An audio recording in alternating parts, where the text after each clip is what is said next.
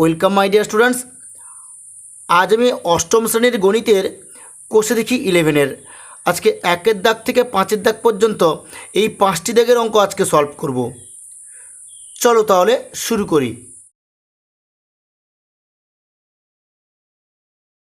কোষে দেখি 11-এর 1-এর দিকে অঙ্ক কী আছে? আমার কাছে 50 টাকা আছে, 50 টাকার 12% আমি স্কুলে পেন কিনতে খরচ করলাম। আমি কত টাকার পেন কিনলাম হিসাব করি। দেখো অঙ্কটা খুবই সহজ। দেখো এখানে কি বলা আছে, আমার কাছে 50 টাকা আছে, আমি 50 টাকার 12% পেন কিনলাম। তাহলে আমি কি লিখবো? তাহলে 50 টাকার 12% পেন কেনা হয়েছে। তাহলে কি লিখবো? তাহলে 50 গুণিতক 12/100। টাকার এখানে কাট করে দাও, 50 2 100 2 6 12, তাহলে সমান 6 টাকা। তাহলে আমি পেন কিনলাম ক টাকার? 6 টাকার পেন কিনলাম। তাহলে তোমরা কি লিখবে? যে অতএব আমি পেন কিনলাম 6 টাকার। বুঝতে পারলে? এবার দেখো 2-এর দাগে লেখা আছে, বিদেশ থেকে একটি মেশিন এখানে আনতে 120% কর দিতে হয়। যদি মেশিনটির দাম বিদেশে 3 লাখ টাকা হয়, তবে কর দেওয়ার পরে এখানে দাম কত হবে হিসাব করে লিখি। তাহলে দেখো অঙ্কটা খুবই সহজ। কি বলেছে? যে 3 লাখ টাকা একটা মেশিনের দাম। এবারে ওখানে বলা আছে কি, বিদেশ থেকে মেশিন আনতে কত পার্সেন্ট কর দিতে হয়? 120% কর দিতে হয়। তাহলে বিদেশে মেশিনটির দাম হচ্ছে 3 লাখ টাকা, তাহলে 3 লাখ টাকার 120% কর দেওয়া হয়, তাহলে মেশিনটির দাম তাহলে কত হবে? তাহলে তোমরা লিখবে 3 লাখ যুক্ত 3 লাখ ইন্টু 120/100। এখানে টাকা লিখে নেবে, এটা কিছু না। এবার তোমরা এই একটা শূন্য করে দাও, এই একটা শূন্য করে দাও, এই একটা শূন্য করে দাও, এই একটা শূন্য করে দাও, তাহলে সমান, তাহলে কত হবে? 3 লাখ যুক্ত এখানে 12 3 36 করে দাও, দিয়ে 1 2 3 4 4টে শূন্য বসিয়ে দাও, এখানে টাকা লিখে নাও। তাহলে কত হচ্ছে? এটাকে যোগ করে নাও। তাহলে 3 3 6 6 1 2 3, তাহলে এখানে 3 একটা হয়েছে, আর এখানে 3 আর 0 আর 6 যোগ করলে 6 হয়ে গেল। 1 2 3 4 1 2 3 4 4টে শূন্য বসিয়ে দাও। তাহলে দেখো মেশিনটি কর দেওয়ার পর এখানে দাম তাহলে কত হবে? 6,60,000 টাকা। তাহলে তোমরা নিশ্চয়ই বুঝতে পেরেছো। এরপর দেখো 3-এর দিকে অঙ্ক। 3-এর দিকে কী আছে? 3-এর দিকে আছে হিসাব করে মান লিখি, 80 টাকার 15%। 3-এর 1-এর দিকে তাহলে এখানে কি লেখা আছে? 80 টাকার কত পার্সেন্ট দেওয়া আছে? 15% দেওয়া আছে। তাহলে 80 টাকার 15% তাহলে কত হবে? তাহলে 80 গুণিতক 15/100 করে দেবে তোমরা। এখানে টাকা লিখে নেবে। তাহলে একটা কার্ডে করে দাও, এর একটা শূন্য, এর একটা শূন্য করে দাও, তাহলে 5-এ কেটে দাও, 5 3 15, 5 10 হয়ে গেল। এরপর দেখো আর একটু কেটে নাও তোমরা, 2 4 8, তাহলে কত? 4 3 12 টাকা। তাহলে 80 টাকার 15% সমান কত টাকা হলো? 12 টাকা। 3-এর 2-এর দিকে গেছে 215 টাকার 12%। তাহলে দেখো 215 টাকার 12% সমান তাহলে কত হচ্ছে? 215 গুণিতক 12/100 করে নাও তোমরা, এখানে টাকা করে নাও। এবার দেখো তোমরা এই 1200, এটা কার্ডে করার দরকার নেই, এই দুটো গুণ করে নাও। 12 5 60 শূন্য, হাতে 6 হয়ে গেল, 12 কে 12, 12 6 18, 8 হাতে 1, 12 24 আর 1 25। এবার তোমরা 100 দিয়ে ভাগ করবে, তাহলে তলায় 100 আছে, তাহলে দশমিক তুমি দুটো ঘরের পরে বসিয়ে দাও, এখানে টাকা লিখে দাও। তাহলে কত হচ্ছে? 25 টাকা 80 পয়সা। তাহলে তোমরা নিশ্চয়ই বুঝতে পেরেছো। এরপর দেখো 3-এর দিকে অঙ্ক। 3-এর দিকে কী আছে? 37.8 মিটারের 110%। তাহলে কত আছে? 37.8 মিটারের 110%।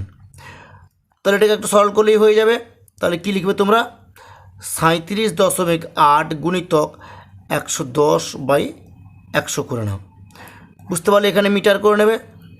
এরপর দেখো এখানে দশমিক তুলে দাও, নিচে 10 করে নাও। তাহলে এর একটা শূন্য, এর একটা শূন্য আমি কেটে দিলাম। আর আমি কিন্তু কাটবো না কিচ্ছু, দেখো এখানে 11 দিয়ে গুণ করে দাও তোমরা। 11 8 88 8, হাতে 8 থেকে গেল। আবার 11 7 77, 78 79 80 81 82 83 84 85, 85 5, হাতে 8, আর 11 3 33 34 35 36 37 38 39 40 41 বসিয়ে দিলাম। নিচে এখানে একটা 10, মানে নিচে এখানে 10 আর 10, 10 10 100, তাহলে দুটোর পরে আমি এখানে দশমিক বসিয়ে দেবো। এখানে কী লিখবো? মিটার। বুঝতে পারো তাহলে? তাহলে 41.58 মিটার। তাহলে তোমরা নিশ্চয়ই বুঝতে পেরেছো। এরপর দেখো 3 আর 4 দাগে,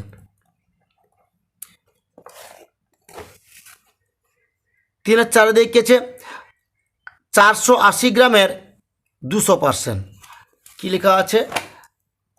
480 গ্রামের 200% সমান তাহলে কত হবে? 480 গুণিতক 200/100 করে নাও, এখানে গ্রাম লিখে নাও। বোঝা গেছে? এবার দেখো আমি একটু কাটি করে দিচ্ছি। এর শূন্য এর শূন্য কেটে দিলাম, এর শূন্য এর শূন্য কেটে দিলাম। তাহলে কত হচ্ছে? 2 দিয়ে গুণ করে দাও, 2 0 0, 8 দিয়ে 16 6 হাতে 1, 4 2 8 আর 1 9, তাহলে এখানে কী লিখবে? 960 গ্রাম। তাহলে তোমরা নিশ্চয়ই বুঝতে পেরেছো। এরপর দেখো 4 দাগে, তাহলে 4 1 দাগে কী আছে? 2.25 টাকা। 5 টাকার শতকরা কত লিখি? দেখো কী লেখা আছে? 2.25 টাকা। 5 টাকার শতকরা কত? এটা তোমার বইতে দেওয়া আছে। আমি এখানে কী করবো? দেখো এই 2.25 টাকা আমি উপরে রেখে দেবো। 2.25 করে দিলাম, নিচে 5 করে দিলাম। এবার 100 দিয়ে গুণ করে দেবো। বুঝতে পারলে কী বললাম? তাহলে দেখো এই দশমিক তুলে দিলাম, নিচে 100 করে দিলাম। তাহলে এই 1 2 0, এই 2 0 কেটে দিলাম, 5 কেটে দিলাম, 5 4 20, মানে 5 5 25। তাহলে এখানে টাকা লিখে নেব, সমান তাহলে কত হলো? 45 টাকা। তোমরা তাহলে কী লিখবে? যে 2.25 টাকা, 5 টাকার শতকরা 45। তাহলে তোমরা নিশ্চয়ই বুঝতে পেরেছো। এরপর দেখো 4 এর 2 দাগে, 4 2 দেখেছে 85 গ্রাম 17 কিলোগ্রামের শতকরা কত লিখি? যেরকম আছে আমি অঙ্কটা তুলে নিচ্ছি। লেখা আছে 85 গ্রাম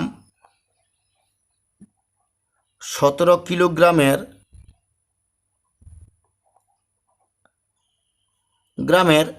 শতকরা কত? এখানে লেখা আছে শতকরা কত। দেখো এখানে 85 গ্রামটাকে আমি উপরে রাখবো, 85 বাই নিচে কি লিখব? 17 কিলোগ্রাম। 17 কিলোগ্রাম সমান কত গ্রাম হয়? 17,000 গ্রাম। আমি এখানে 17,000 গ্রাম করে দিলাম। এবার গুণিতক 100 করে দিলাম। বুঝতে পেরেছো? তাহলে এর একটা শূন্য, এর দুটো শূন্য কেটে দিলাম, এর দুটো শূন্য কেটে দিলাম। এবার আমি 17তে কেটে দিচ্ছি। দেখো 17 একে 17, একটা শূন্য বসিয়ে গেল, আর 17 5 85। এবার যদি আমি 5কে মানে 5কে আমি 10 দিয়ে ভাগ করি, তাহলে কত হবে? 10.5 হয়ে যাবে। তাহলে 85 গ্রাম 17 কিলোগ্রামের শতকরা 10.5। তাহলে তোমরা নিশ্চয়ই বুঝতে পেরেছো অঙ্কটা। 4 3 দেখিয়েছে 2 কিগ্রা 250 গ্রাম 0.72 কুইন্টালের শতকরা কত লিখি? তাহলে যেটা আছে সেটা আমি লিখে নিচ্ছি। এখানে কী লেখা আছে? 2 কিগ্রা 250 গ্রাম, এখানে লেখা আছে 0.72 কুইন্টালের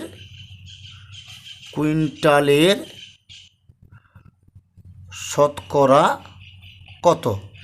এটা দেখছে।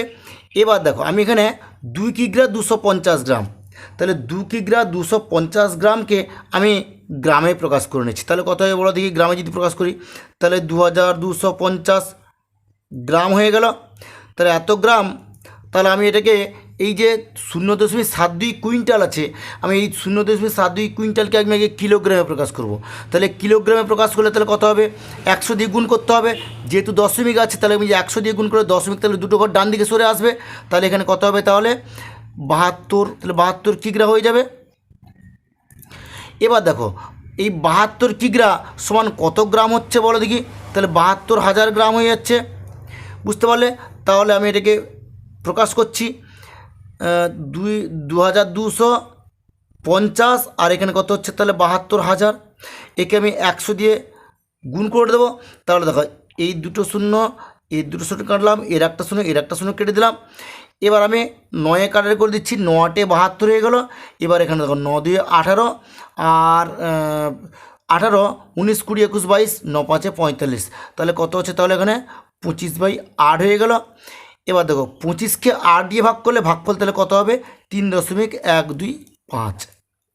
তাহলে দেখো 2 কিগ্রা 250 গ্রাম 0.72 কুইন্টালের শতকরা 3.125। তাহলে তোমরা নিশ্চয়ই বুঝতে পেরেছো। এরপরে দেখো 5-এর দাগে, 5-এর দাগে কী আছে? 3টে ঘর এরকম কাটানো আছে। আমি এখানে ঘরটা কাটিয়ে নিলাম। এখানে লেখা আছে শতকরা, এখানে লেখা আছে ভগ্নাংশ, আর এখানে লেখা আছে দশমিক ভগ্নাংশ। দশমিক ভগ্নাংশ। দেখো আমি তোমার বইতে যেরকম দেওয়া আছে সেম একই রকমভাবে আমি এখানে তুলে নিয়েছি। প্রথমে দেওয়া আছে এখানে 15, একটা করা আছে 15 3/20 আর 0.15। আমি এটা তুলে নেব।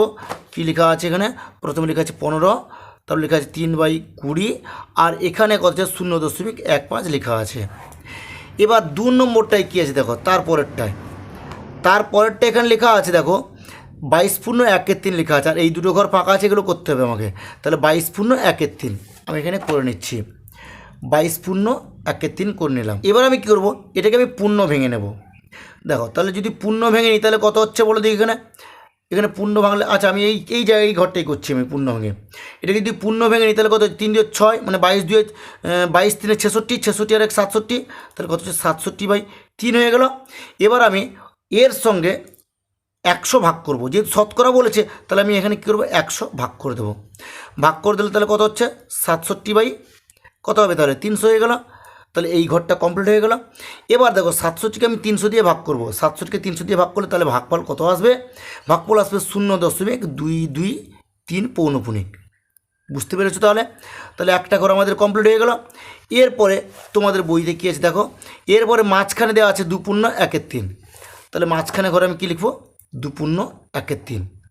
এবার আমি এটাকে পূর্ণ ভেঙে নিচ্ছি। এখানে পূর্ণ ভাঙলে তাহলে 3 2 6 আর 1 7, তাহলে কত হচ্ছে? 7/3 হয়ে গেল। এবার আমি এর সঙ্গে 100 দিয়ে গুণ করে নেব। তাহলে কত হচ্ছে? তাহলে দেখো 100 7 700, তাহলে 700/3 হয়ে গেল। বুঝতে পেরেছো? এটাকে যদি আমি পূর্ণ করে নিই তাহলে কত হবে? 233 পূর্ণ 1/3 হয়ে গেল। বুঝতে পেরেছো? এবার এই ঘরটাই তাহলে কী হবে?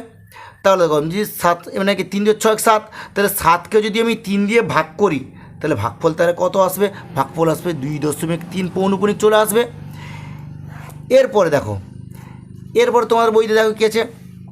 এরপরে তোমাদের বইতে আছে 1/5, মাঝখানটায় আছে 1/5, মানে ভগ্নাংশের ঘরে।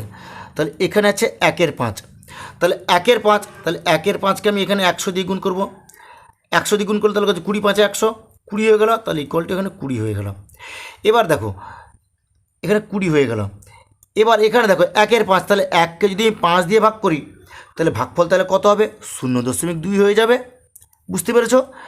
এরপরে দেখো তোমার বইতে কী আছে? এরপরে দশমিক ভগ্নাংশের ঘরে আছে 0.12। আমি এটা তুলে নেব। কি লেখা আছে এখানে? এখানে 0.12 লেখা আছে। এবার এটা এখানে দেওয়া আছে, তাহলে এটাতে আমি এখানে আসবো। দেখো আমি দশমিক তুলে দিচ্ছি, তাহলে কত হবে? 12/100 হয়ে গেল। আমি যদি কার্ডই করি তাহলে কত হবে? 4 কেটে দাও, 4 3 12, আর এখানে 4 2 8, 2 4 4 5 20, তাহলে কত হচ্ছে? এখানে সমান 3/25 হয়ে গেল। এবার এখানে কী হবে? তাহলে 3/25 সঙ্গে আমি 100 দিয়ে গুণ করব। 100 গুণ করলাম, তাহলে 25 4 100, তাহলে সমান 4 3 12 হয়ে গেল। তাহলে বুঝতে পেরেছো? এরপরে দেখো তোমার বইতে কী দেওয়া আছে? এরপরে তোমার বইতে দেওয়া আছে 3.125 দশমিক ভগ্নাংশ দেওয়া আছে। কী দেওয়া আছে? 3.125 দেওয়া আছে। তাহলে আমি এটাকে দশমিক তুলে দেবো। তাহলে 3 1 2 5 দশমিক তুলে দিলে নিচে কত হবে? 3টে সংখ্যা আছে, তাহলে 1-এর পর 3টে শূন্য হয়ে যাবে।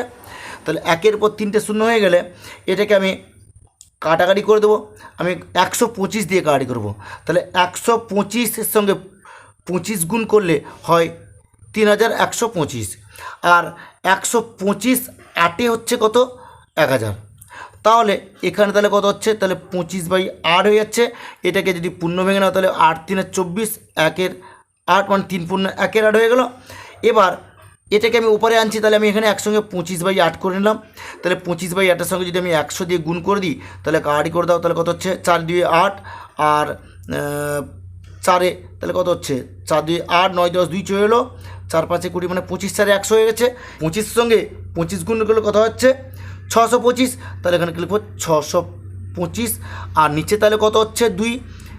এটাকে পূর্ণ করে নাও, পূর্ণ করলে তাহলে কত হচ্ছে 1 2 3 6, তাহলে 3 1 2 পূর্ণ 1 2। বুঝতে পেরেছ? এরপরে আরও একটা তোমাদের আছে, লাস্টের ঘরটা আমি করে দিচ্ছি। এখানে লাস্টে কী আছে দেখো, লাস্টে লেখা আছে 125, তাহলে এই জায়গাটায় লেখা আছে কত 125।